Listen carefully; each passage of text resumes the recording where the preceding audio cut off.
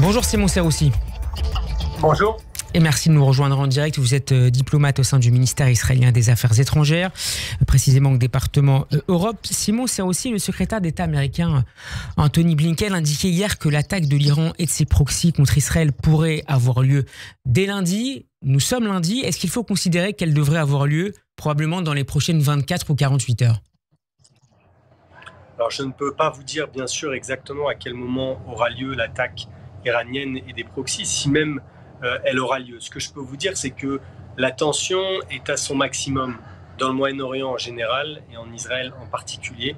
L'État hébreu est prêt, toutes nos défenses sont préparées, tous nos hommes et nos femmes, que ce soit à l'armée ou dans les divers services de sécurité, sont en position afin de faire face à l'agressivité, à la haine iranienne et pour y répondre de la façon la plus sévère qu'il soit afin de nous défendre. Mais en termes de temporalité, de créneau, il est probable, évidemment, vous n'avez pas l'information, mais personne ne l'a, à part les Iraniens sans doute, on peut imaginer que ça se passera à court terme.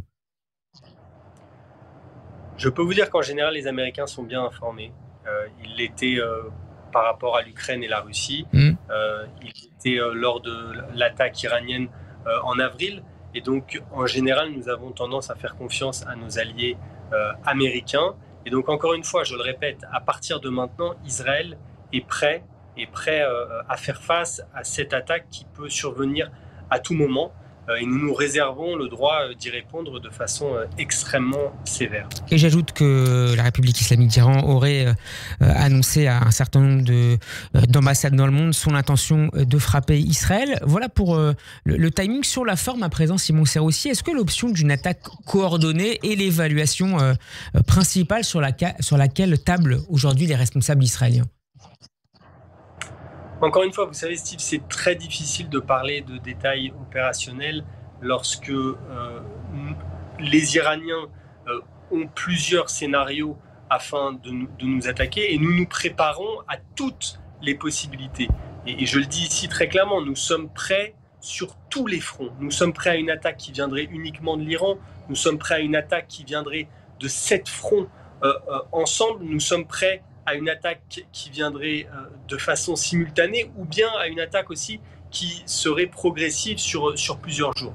Donc, vous dire exactement quels sont les plans de Khamenei aujourd'hui, je ne peux pas le faire et je ne peux pas vous révéler ce que nous savons, bien entendu.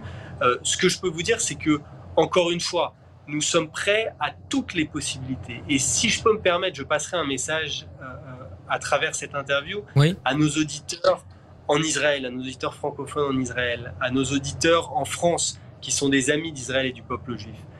Israël et Tzahal est prêt. C'est une heure très très dure. C'est une des périodes les plus dures depuis l'indépendance de notre pays. Le peuple juif est menacé, le peuple juif est attaqué, mais le peuple juif est uni. L'État d'Israël est uni. Nous avons une armée forte, nous avons des technologies de pointe, nous avons des hommes et des femmes déterminés et nous défendrons notre nation avec succès, même si nous pouvons payer des coûts importants en le faisant. Vous l'évoquiez à l'instant, Simon Serroussi, certains avancent l'hypothèse suivante que l'Iran et le Hezbollah puissent attaquer Israël, non pas en un seul coup, si j'ose dire, comme dans la nuit du 13 au 14 avril, mais pendant plusieurs jours. Est-ce que le front intérieur israélien est prêt à un tel scénario qui est évidemment extrêmement stressant ? Vous évoquez notamment les touristes qui sont là, mais on peut penser à toute la population israélienne, notamment aux plus âgés ou aux plus jeunes. C'est une situation qui est très stressante. Vous savez, même d'un point de vue psychologique, pour beaucoup de personnes, c'est très difficile de savoir qu'une attaque peut arriver à tout moment. Il y a des gens qui font des crises de panique, il y a des gens qui ont des vraies montées de peur, mais au final, le peuple israélien est un peuple déterminé, est un peuple fort. On voit, les cafés sont remplis, les gens vont à la plage, les gens vont au travail, ils continuent leur vie malgré cette menace. Et notre armée, ce qu'on appelle le Pikoud HaOref, c'est-à-dire le commandement de Tzahal qui est en charge de s'occuper de la population civile en cas d'attaque, a préparé tous les scénarios. Il faut vraiment le dire, et je le dis pour rassurer nos auditeurs, Tsahal est prêt à tous les cas de figure, y compris les plus difficiles, y compris les plus compliqués, y compris des cas de figure dans lesquels nous devrons payer un prix fort, mais Tsahal est prêt afin qu'il n'y ait pas de panique, afin que la population puisse s'organiser pour se protéger, et nous le ferons si nous avons à le faire. Et encore une fois, nos ennemis paieront un prix beaucoup plus cher que celui que nous paierons s'ils avaient l'audace de nous attaquer et de nous frapper sur notre territoire. Simon Serroussi, vous nous aidez cet après-midi à mieux comprendre ce qui est en train de se jouer et ce qui pourrait se jouer dans les prochains jours et les prochaines semaines au Moyen-Orient. Je voudrais vous faire agir à une autre déclaration, celle d'un haut responsable des milices pro-Iran en Irak. Il a indiqué ce matin à la BBC qu'à la différence de l'attaque du 13 et 14, dans la nuit du 13 au 14 avril, peu de personnes seront au courant cette fois de la nature de l'attaque décidée par l'Iran. Est-ce que ça change la donne en matière de collecte du renseignement par Israël et par les Américains? Vous savez, l'Iran a, depuis des années maintenant, construit une espèce de collier étrangleur autour d'Israël, pour reprendre les mots du Premier ministre, avec des armées terroristes sur toutes nos frontières qui ont construit, avec l'aide de l'Iran, au fil des ans, des outils, des armes qui peuvent nous menacer sur notre territoire. C'est le cas au Liban avec le Hezbollah, c'est le cas en Syrie et en Irak avec les milices chiites, mais aussi au Yémen, en Cisjordanie et à Gaza. Et chacun de ces proxys a des armes spécifiques, a des outils spécifiques avec lesquels ils peuvent nous attaquer, mais nos renseignements travaillent sur chacune de ces menaces depuis des années. Et comme vous le savez, le renseignement israélien est parmi les meilleurs au monde. Et nous sommes prêts pour confronter chacune de ces menaces avec les outils spécifiques qui sont à leur disposition. Et donc de la même manière que nous avons réussi à repousser depuis le 7 octobre des centaines d'attaques, je dis bien des centaines, si ce n'est des milliers d'attaques de missiles et de drones depuis la Syrie, l'Irak ou le Yémen, je ne parle pas du Liban ou de Gaza. Et une infime minorité ont réussi à passer entre les filets. Nous connaissons les outils, nous connaissons les capacités de nos ennemis et nous savons y faire face et nous savons aussi comment les frapper, comment leur faire payer un prix énorme. Simon Serroussi, est-ce que vous nous y disiez il y a quelques instants qu'Israël était prêt à toutes les hypothèses, à tous les scénarios. Est-ce qu'Israël pourrait décider d'une attaque préventive avant même que les frappes iraniennes ou de ses proxys puissent toucher le territoire israélien? Est-ce qu'il pourrait y avoir une telle attaque avant qu'Israël soit touché, comme on peut le lire dans la presse israélienne?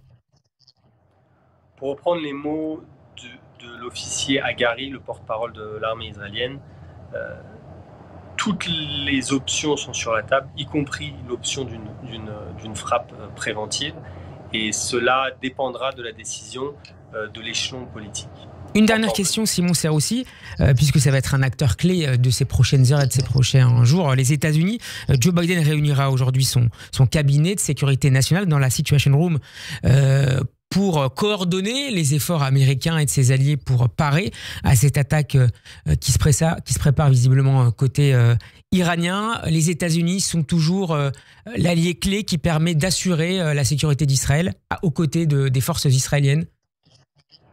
C'est évident, et on se rend compte dans des moments comme ça l'importance des États-Unis, l'importance de l'alliance entre Israël et les États-Unis que certains peuvent parfois avoir tendance à sous-estimer. Et dans des moments critiques comme cela, dans des moments de tension extrême, dans des moments où Israël est menacé, on voit l'importance de cette alliance. Les États-Unis qui ont amené des forces considérables dans la région, je rappelle que le général Kourila, le général américain responsable du commandement central dont fait partie le Moyen-Orient, est en Israël en ce moment, afin de coordonner cette défense. C'est aussi les États-Unis qui coordonnent l'union régionale qui comprend d'autres pays qui ont participé en avril à la défense du ciel israélien et qui sûrement y contribueront aussi dans les jours ou dans les heures qui viennent.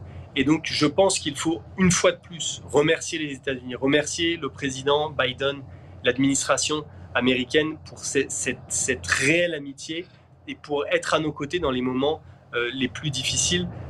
Nous n'oublierons pas.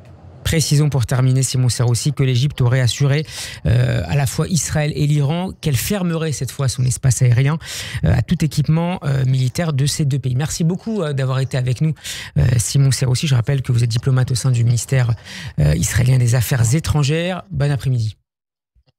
Au revoir.